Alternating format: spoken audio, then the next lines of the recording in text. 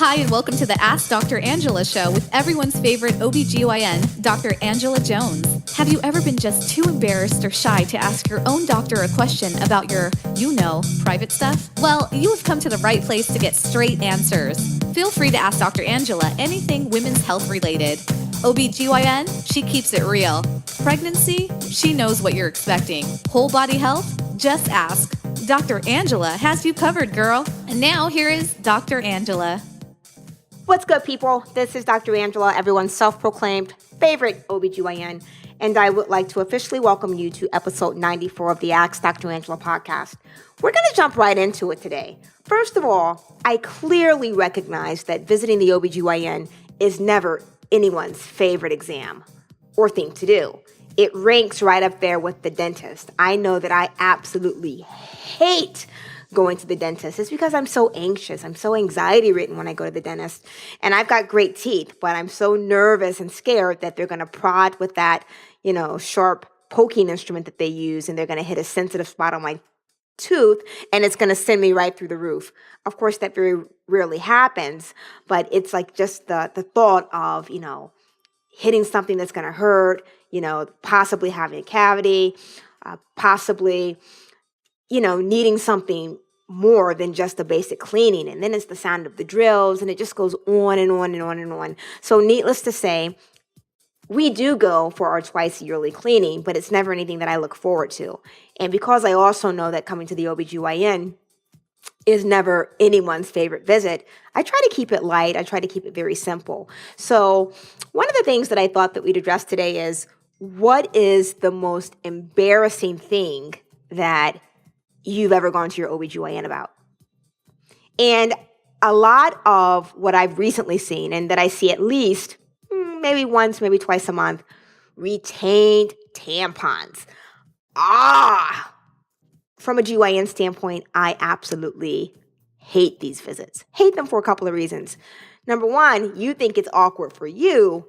Have you ever smelled a retained tampon? Ooh, not good. I mean, basically, after you remove one of these things, you have to fumigate the entire office. I mean, they just smell terrible. But anyway, let's jump right into it. I recently saw a patient about a week ago, and she came in because she was afraid that she had, potentially left a tampon inside her vagina.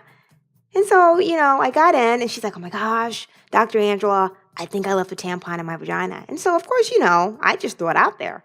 How do you not know if you left a tampon in your vagina? And she says, I don't know. And so I said, did you feel around for it? And she said, yes, I did feel around for it, which is one step further than most folks, because most folks are afraid to even touch their vagina or stick your fingers in your vagina or have your partner look in your vagina. Granted that your partner's already been in your vagina, but that's a whole nother story. So anyway, I said to her, how do you not know if you left a tampon in your vagina? And she said to me, and this was like the best story that I've heard yet with regards to how women can possibly leave tampons in their vaginas. She said to me, well, I've got two kids, two very small kids, and I had to go to the bathroom, and I was on my period, and I couldn't exactly pull the tampon out in front of them because, I can't let the kids see like a bloody tampon and then all the blood in the toilet. And I completely understood, because there's nothing worse than when you go to the bathroom with your kids and then they just see all your business and what's going on, and you don't want to have to provide an explanation for certain things. So I completely understood. So we did the exam, and I assured her, I have looked high and low, near and far, deep, shallow. There is no tampon inside your vagina, which leads me to my next point, which I'm going to tell you right after I finish the next part of the story. So I'm, going about my day, seeing the rest of my patients, and then I get a message that the patient that I saw for the questionably retained tampon in her vagina wants me to call her back. So I called her back, and she said to me, are you sure there was no tampon in my vagina? And so I said to her, what did we talk about in your visit? People, public service announcement. Your vagina is not a never-ending tunnel. It is not an infinite tube that just goes on and on and on. It has an ending. She was concerned that perhaps she had pushed the tampon, beyond the vagina and into her abdomen, or perhaps it had gone into her cervix. And so let me just assure you, When I do your speculum exam or when your OBGYN does your speculum exam, we can see the top of the vagina. If there's a cervix there, we see it. We can look above the cervix, below the cervix, to the side of the cervix. If you don't have a cervix because you've had a hysterectomy and you just have the cuff, we can see the end of the cuff. It's like a dead-end street. It's the best way that I can explain that to you. So hopefully this tale of retained tampons and not being embarrassed about sharing these things, because we see it all. And just when I think I've seen it all, I see something else that blows my mind. But, just bring it on in and we'll take care of it. So hopefully this message has, or not even message, but hopefully this podcast has enlightened someone and will make you less embarrassed to bring these things to your OBGYN. Thank you so much for tuning into today's episode of the Ask Dr. Angela podcast. If you have a question or a topic that you would like featured in the podcast, you can, reach out to us a number of different ways. You can go to www.askdrangela.com. That's www.askdrangela.com. You can reach out to us on Twitter at Dr. Angela OBGYN, or you can direct message me on Facebook at Ask Dr. That's Dr. Angela, Angela. Please keep all the questions and the commentary coming. If we have not yet featured your question on the podcast, we are getting to it. I promise.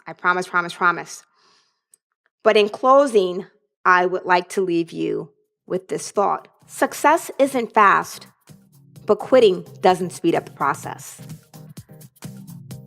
Let's keep on keeping on, people. Until next time, look better, feel better, be better. Looking forward to reconnecting on episode 95 of the Ask Dr. Angela podcast. Thank you for listening to the Ask Dr. Angela podcast. For more information on women's health and the show notes for this episode, please visit Dr. Angela at www.askdrangela.com. While you're there, don't forget to leave your own message for Dr. Angela. See you soon! All of the information provided and discussed in this podcast is for educational and informational purposes only and should not take the place of consulting a physician. This podcast is not intended to diagnose, treat, or cure any diseases or illnesses and does not and should not replace treatment for a medical professional. Listening to and participating in this podcast does not create a doctor-patient relationship between you and Dr. Angela Jones. If you need medical advice or assistance, you should consult a physician. Listening to and participating in this podcast is subject to the terms and conditions posted at drangela.com/terms.